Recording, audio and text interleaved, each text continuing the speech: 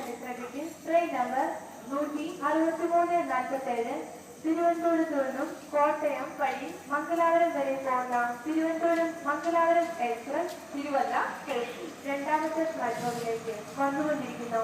यात्रियों कृपया ध्यान दीजिए, कोटयम से होकर जाने वाली गाड़ी नंबर 1 6 7 8